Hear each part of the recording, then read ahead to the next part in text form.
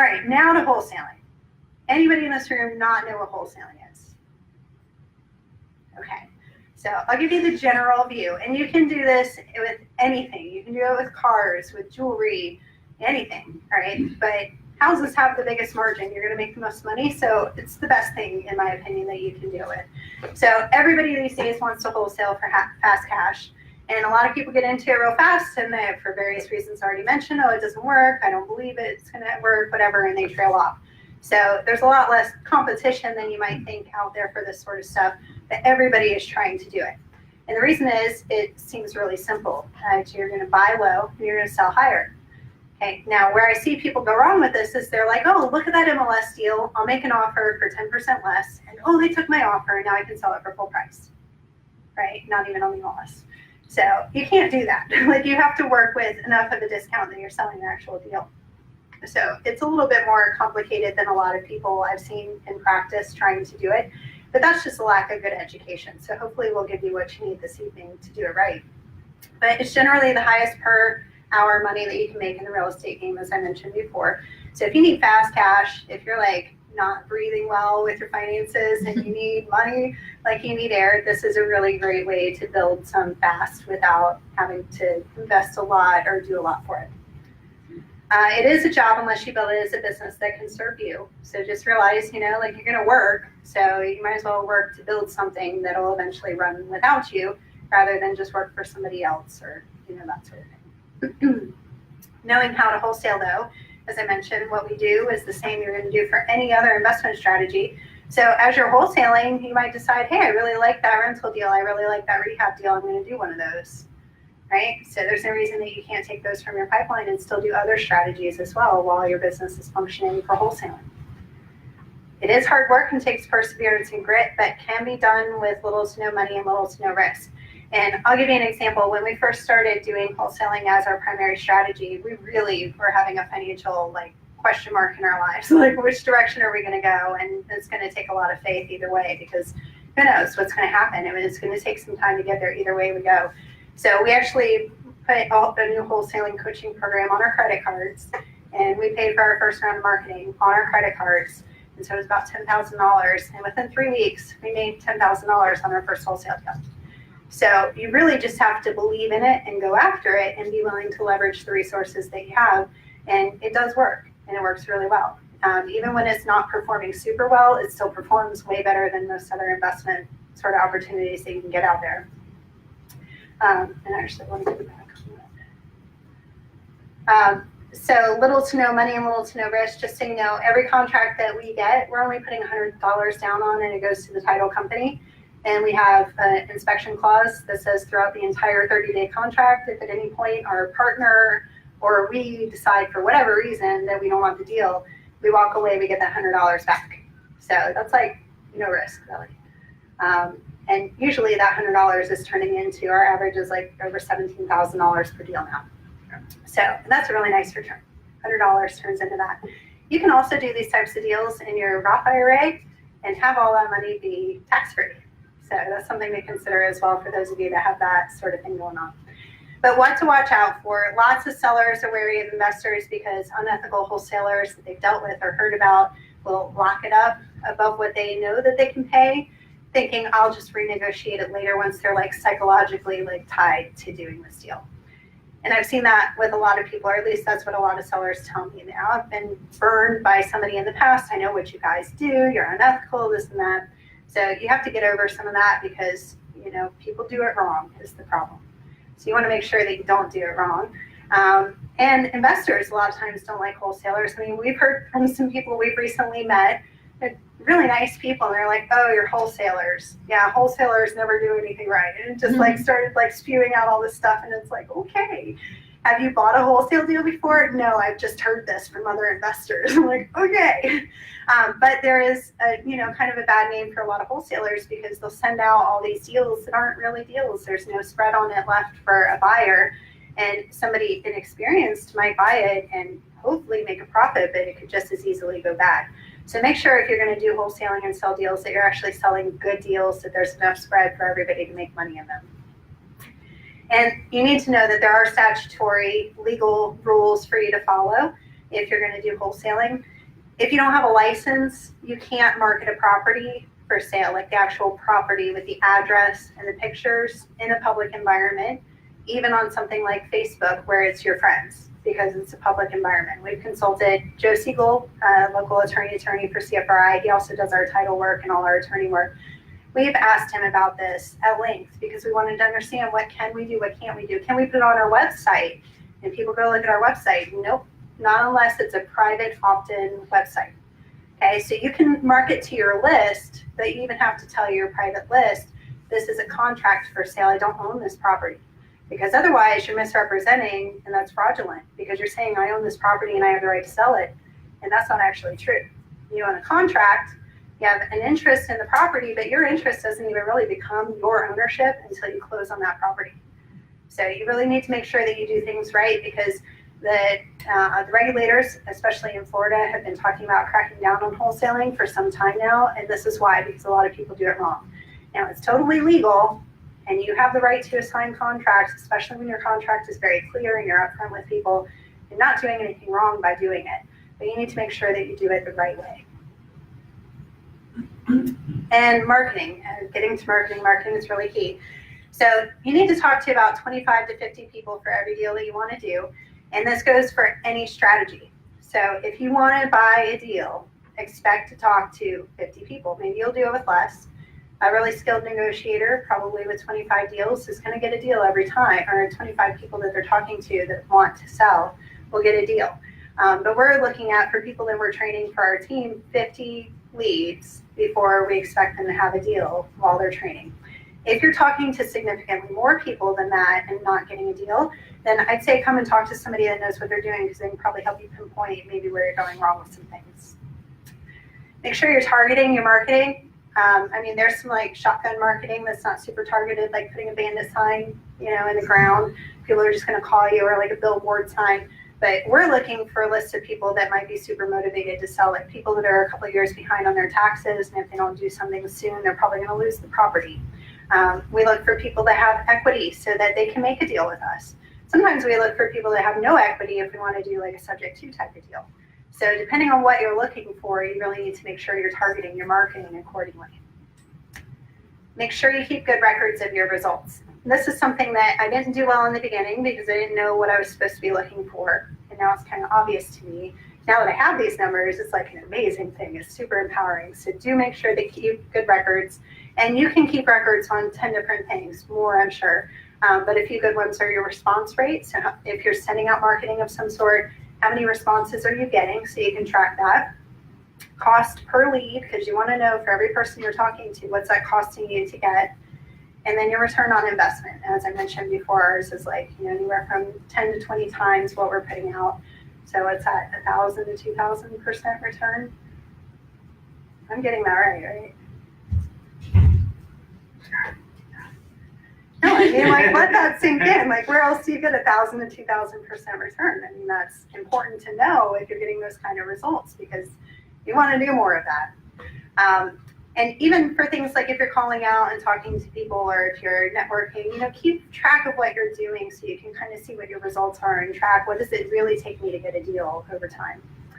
Make sure you use a follow-up schedule and do follow up on schedule.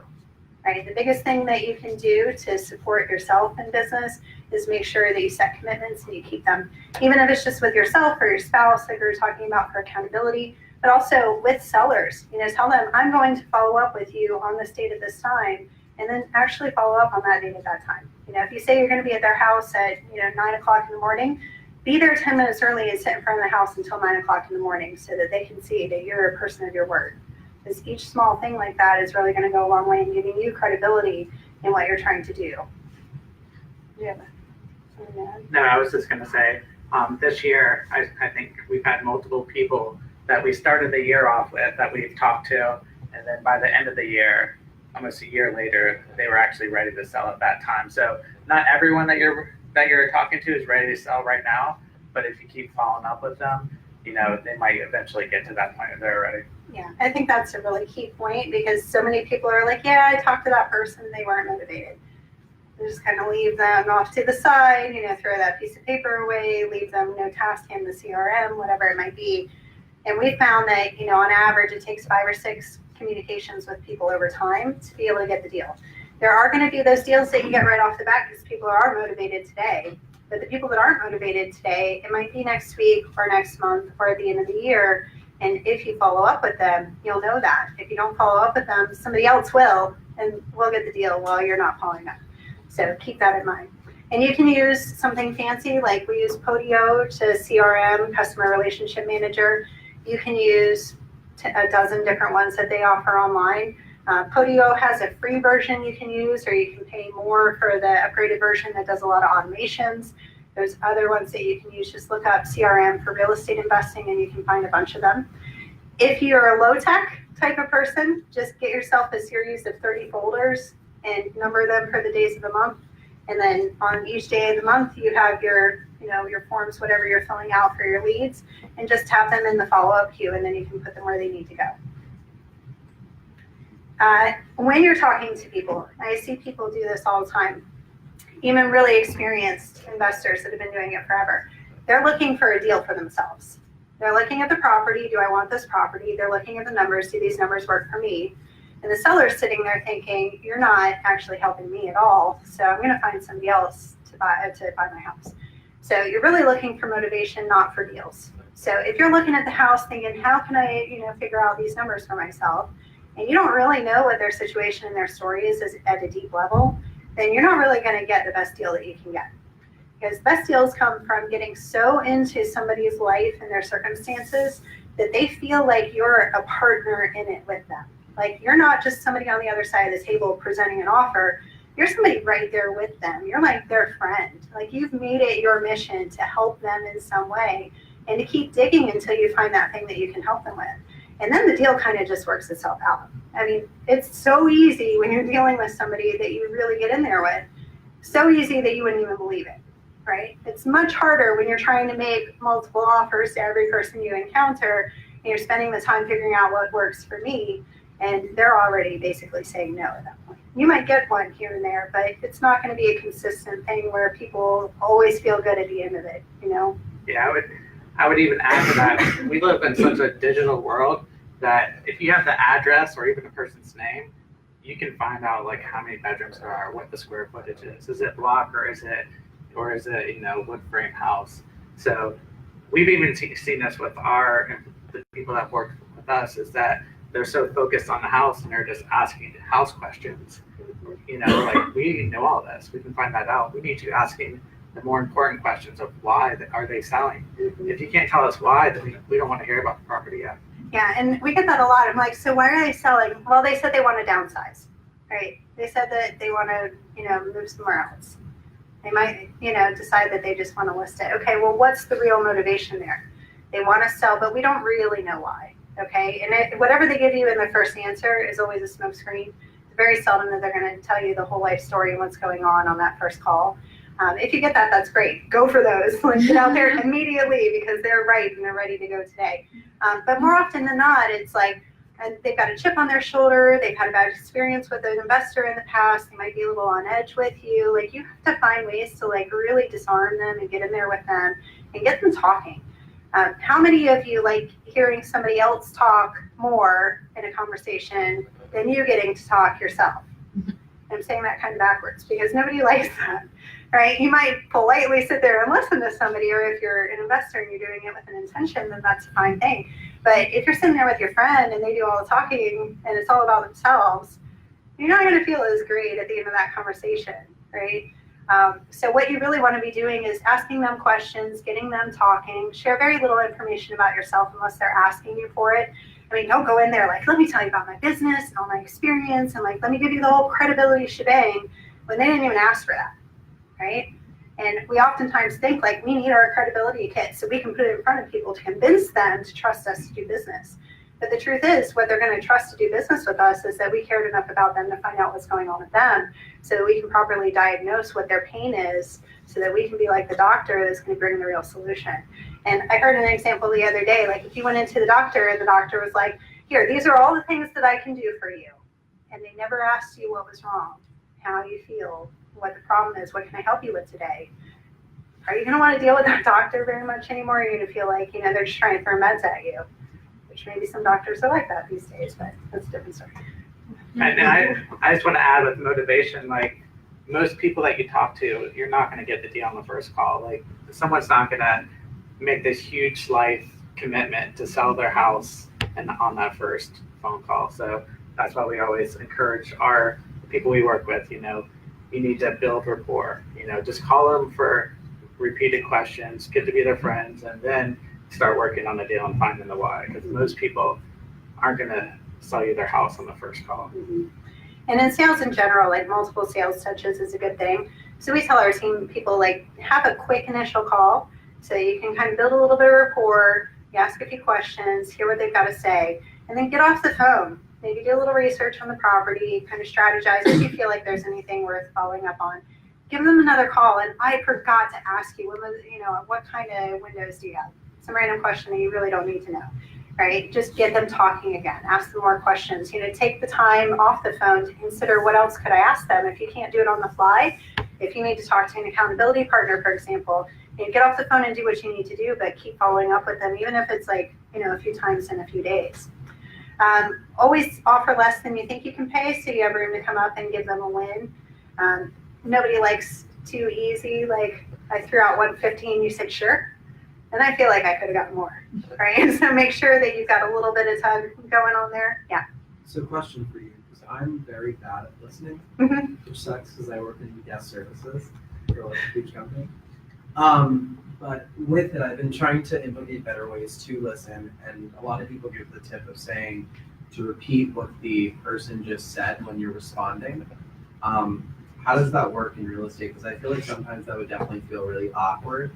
Because you're like, yes, you did just get a divorce, and your children just moved out. So, that would be really awkward sometimes. Man, your kids just moved out, and you got, wow, I cannot believe that you're having to go through that right now. Tell me more about that. How's that impacting you? Okay. How would it help you in that situation if we were able to buy this house today? Get them talking about their feelings and what's going on.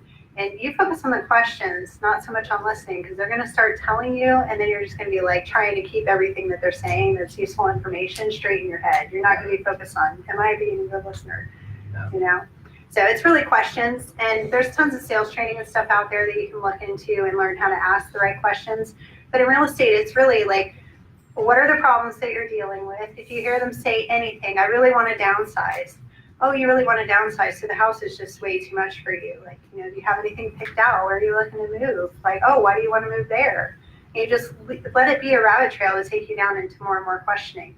And anytime you hear something that sounds like a little bit of pain, focus there, right? A big problem with people that do this is we're all nice people. We all want to be polite. We don't want to step on people's pain, right? But that's how you find out what's going on and how you can properly affect or properly help them in the situation. If every time you hear pain, you change the subject, you're not going to get the deals, right? So keep in mind, you're looking for the pain because that's how you help people. If you shy away from the pain, you're not helping people in the same way. Yeah, when you do find the pain or their issue that they're dealing with, it's hard to make them stop talking at that point because they're ready to spill it all out to you, and they're looking for a friend for support. So. I should also say, if they say, I want full retail price, I won't take a penny less. If I don't get that, I'm just going to list it. That's a smokescreen more often than not. They wouldn't be calling you if that were true, right? If they're calling you to yell at you and say, I'm only going to sell retail and take full retail and I don't want to deal with you, take me off the list, that's true. Take them off the list. But if they're not saying that and they want to sell and they're just trying to say, I won't do anything less than this, it's usually not true. Really, it sounds like that would be your best bet then. Why don't you just do that? Well, then they're off their guard. And then they're like, oh, no, I really want to see what you can offer me. Or you can, yeah. Then it's like, well, I'm not going to be able to offer you anywhere near retail. And I'm not giving them a number, but I'm not going to be able to offer you that. It sounds like you've got a nice house. It's in a nice neighborhood. You know that you can wait the 6 months to a year to list it, wait for that perfect buyer to come. I really think that's in your best interest. Kind of push them away in a friendly way, like you're helping them make the best choice for them, and then let them tell you why that's not the best choice for them. Why don't you just rent it out? You could sit on it for a few years, get some cash flow, wait for the market to continue to rise, hopefully, and maybe get that value out of it down the road without having to do any work to it and whatever. Oh, no, I would never rent it because X, Y, Z.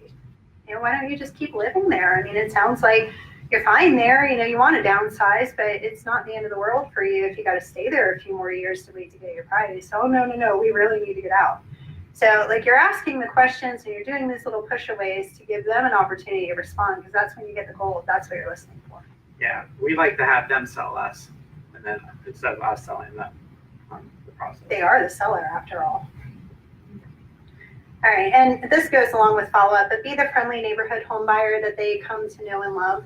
I mean, the whole idea of this is you're in their lives. So if it's not a deal today, it might be a deal tomorrow, or at the very least, they're going to feel like at the end of it, whether they decide not to sell or they sell to somebody else or they sell to you, that you at least took good care of them and cared about them.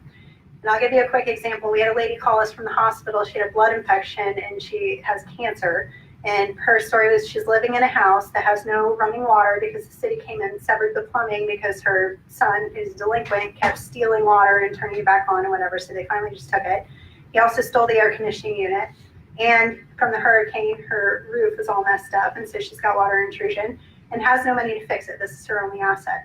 So she was ready to sell, and we actually got a contract with her, and then some various things happened, and her brother was involved, and there were some twists and turns.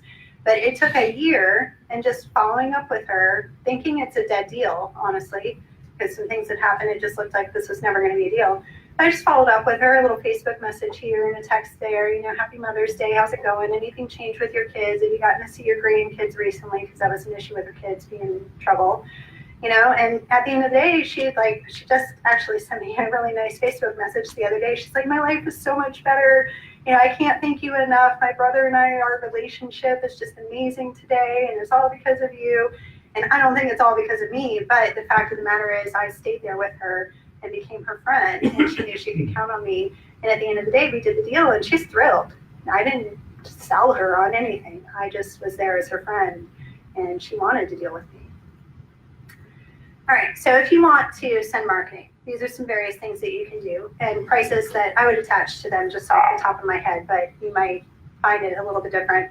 You can call Craigslist ads, Zillow ads, for sale by owner signs and that sort of thing that people are marketing outwardly, get on wholesalers lists, that sort of thing. So that's free in terms of getting leads. So But competition will be high with these, though. Yeah. Just remember that. Anything that's going to be easy to get access to, your competition is going to be higher, so you got to be quicker on the draw. If you're really slow to assess a deal, you're going to lose most of the deals that you go after. So just be aware that you need some systems to really be able to process these leads quickly if this is where you're going to go for your source. You can drive for dollars and door knock, which is pretty much the price of your gas.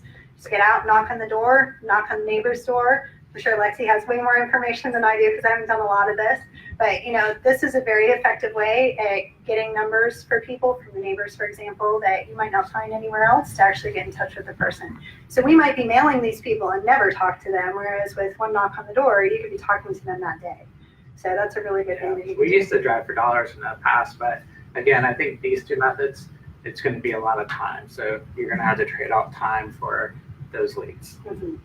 Which, if you got time and not a lot of money, that's fine. Perfect, yeah. You can buy a list, like I was talking about, tax delinquent list, for example, and cold call it, or you can use voicemail drops, which is kind of a new technique I've seen a lot of people using.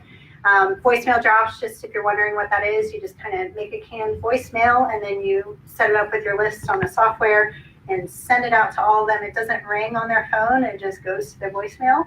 Hi, I'm Marlena. I was interested in the house that you own at this address. If you could give me a call, something along those lines. And then hopefully get people calling you back.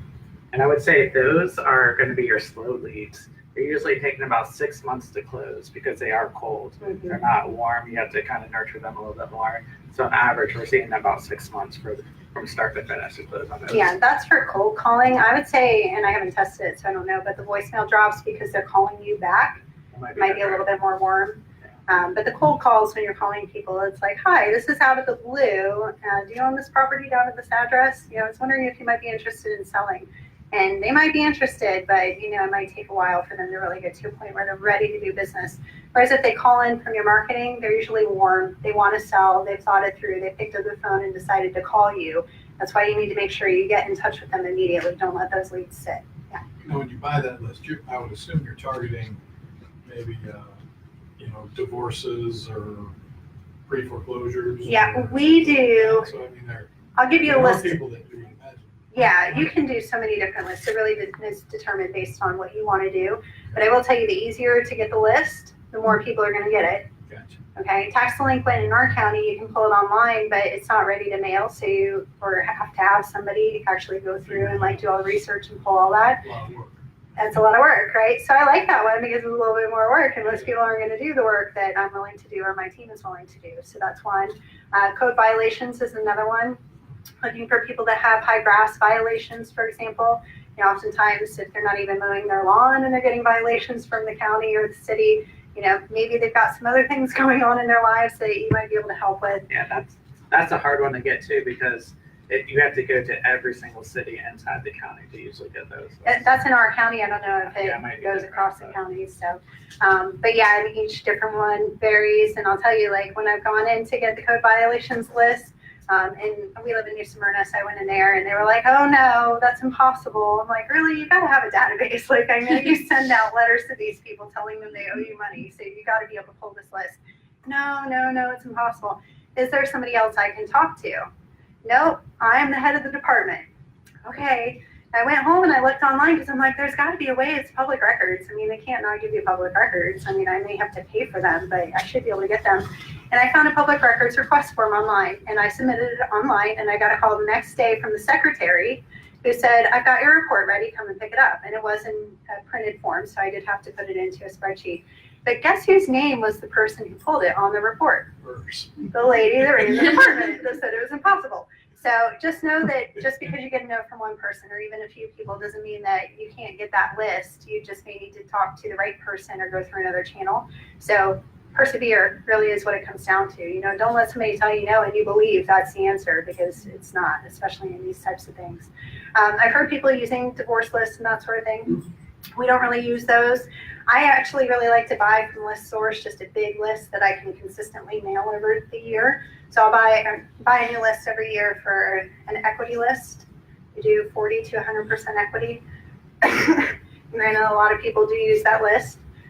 So our response rate is lower compared to something like the probate list. When we send out, our response rate is like 36%.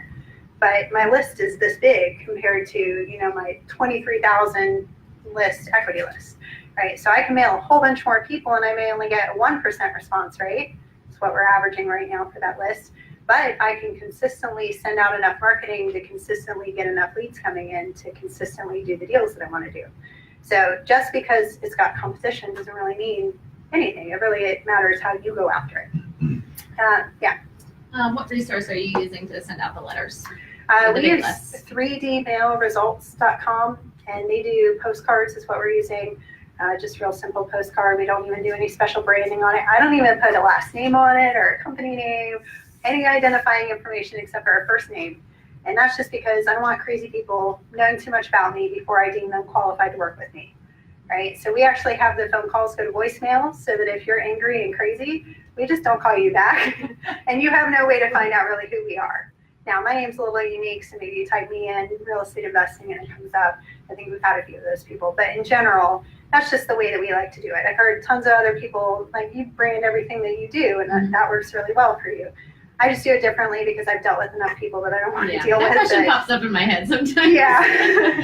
And we get people all the time that'll leave a message, "Oh, you didn't answer your phone. I would never deal with you." Well, maybe we don't need to be doing business then. Or, you didn't even put a last name on there. Like, how unprofessional. I'm like, well, if you wanted to have a conversation with me, I'd explain to you why. And I will tell people that, like, we're trying to make sure that we, a small family business with kids at home, are not exposing ourselves to people. It's a privacy thing. I'm sure you can understand that. Most people are like, yeah, I can understand that, because they're thinking the same thing. Half the time, those people are like, "You left a postcard in my mailbox. You're like surveilling my house." I swear I'm not, or they think that you only sent a postcard to them. And so you should know everything about them just because they called in and refused to give you their name or their address or anything. Like, you should know. So you do have to explain to people sometimes. So, I mean, those are just little tweaks that you got to decide for your business. But I'm sorry. And you focus on your letter towards what you're talking about, whether it's equity or probate, I think, no, it's a general. Yeah. Okay, so Make it It doesn't, says, "Hi, my name is Marlena. I'm interested in the house you have at this address. If you're interested in talking, please give me a call or a text. Here's my number." Kind of close. well, I Yeah. can see why they would say, why did you get my number? Sure. That kind of And we thing. used to send letters, and I had more in there about what we could do, and I got a good response to that too. But the cost expense for me versus the results I'm still getting just with the postcard. Plus, you hear all those tweaks, like make sure you use a blue handwritten addressing and a live stamp and all that stuff. It gets to be really pricey. Like you're hiring somebody to do it, or you're doing it yourself. You're spending the extra money, hoping that they'll answer it. But you know what? They don't have, or hoping they'll open it. They don't have to open my postcard. It's like right there in their face. They're going to see it, even if they don't really want to. And then they'll be like,